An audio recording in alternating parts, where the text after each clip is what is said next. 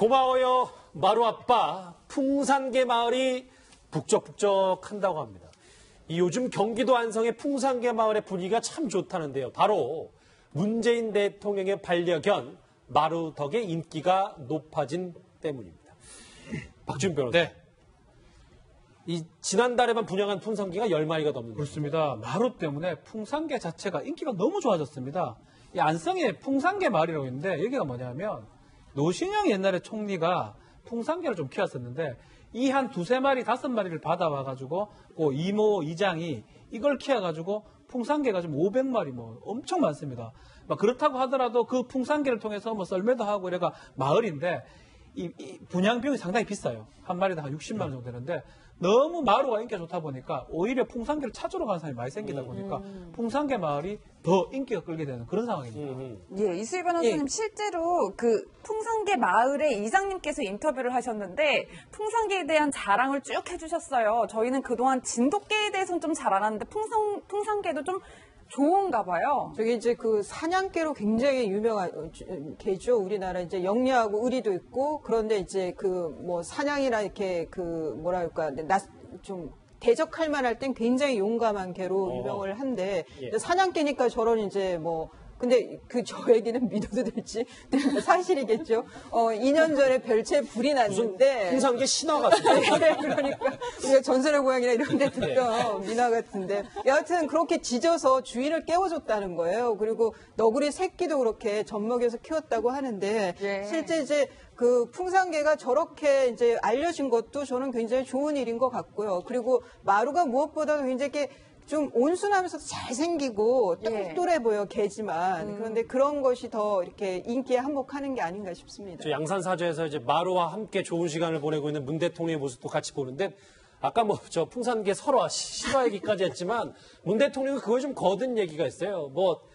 어느 날 뒷산 산책하던 마루가 심상치 않은 걸 발견했는데 태어난 지 한 달 채 안 된 강아지가 6마리 7마리 꼬물거리고 있었다. 이런 얘기를 하면서 여러 일화들에 대해서 소개를 좀 한 적이 있습니다. 이현정 의원님. 네. 그때 근데 그 개의 아버지가 마루였다는 거 아니겠습니까? 그래서 이제 데리고 와서 키웠다는 것인데, 이제 그런 거 보면 사실 풍산개는 이게 정치적으로도 의미가 있는 게 예전에 이제 김대중 대통령과 김정일 국방위원장 간에 정상회담 했을 때, 당시 김정일 위원장이 선물로 김대중 대통령 준 바로 그 개입니다. 그러니까 북한에서는 호랑이도 잡는다는 그런 아주 용맹스러운 개고 또 그런 것들이 이제 화면을 통해서도 많이 비춰지기도 하는데 아무래도 이제 이 풍산 그 한경남도 풍산리에서 있었던 개이기 때문에 이제 풍산개다 이렇게 이제 지어지고 이제 국내에서도 이제 요즘은 꽤 많이 이제 아마 풍산개 보급이 많이 된 것 같아요. 그 진돗개 같은 경우는 사실 이제 족보도 있고 한데 아마 최근에는 이제 풍산개를 늑대하고 이렇게 교접을 시켜서 굉장히 용맹한 이제 군견이라든지 이런 걸로도 이제 쓰려고 그렇게도 한답니까? 네, 왜냐하면 이제 그 풍산개보다 더 이제 그런 걸로 이제 아마 이제 개량을 한다라는 그런 이야기도 또 있습니다. 예, 사실 마루가 나이가 많아서 청와대에 올 때 좀 부담이 있다 이런 얘기가 있었는데 요즘 어떻게 지내는지 좀 궁금한 것 같아요.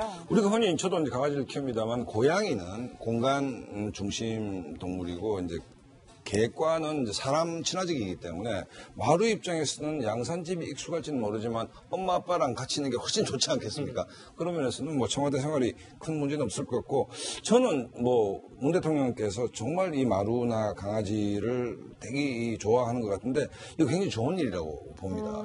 저 같은 경우에도 집에 들어가면 강아지가 반겨주고 다른 자녀들은 보이지도 않는데 저를 엄청나게 반겨주는 모습을 봤을 때 굉장한 행복감을 느끼거든요. 근데 대통령이 얼마나 그 스트레스가 많습니까? 그런데 퇴청하시고 그 집으로 갔을 때 이 마루와 함께 이렇게 힐링된다면 그야말로 마루의 어떤 정무적 역할은 웬만하면 비서관 뺨치는 게 아닌가 이런 생각이 본인 얘기를 하십니다.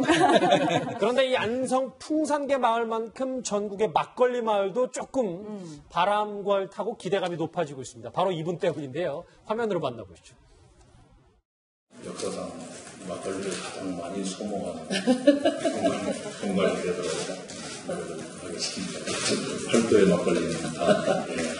전통로마 인사동에 막걸리 종류가 좀 다양해지고 품질이 높아질 것으로 기대를 하고 있습니다.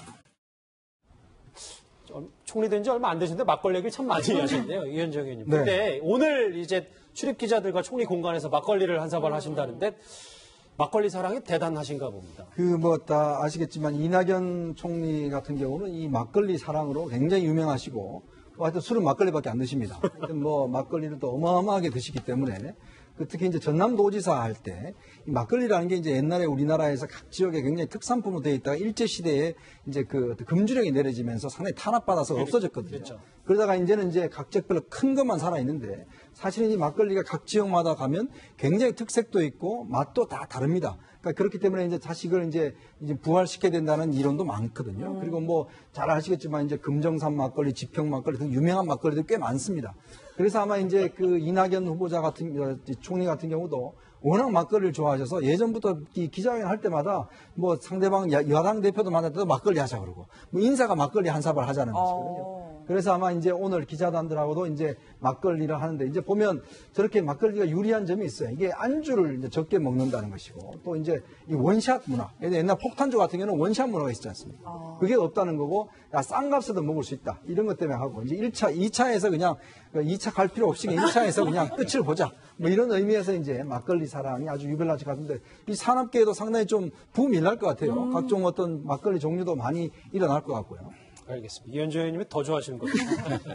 풍산계 얘기와 막걸리 얘기까지 정리를 좀 해봤습니다. 여러분은 지금 뉴스특급과 함께하고 계십니다.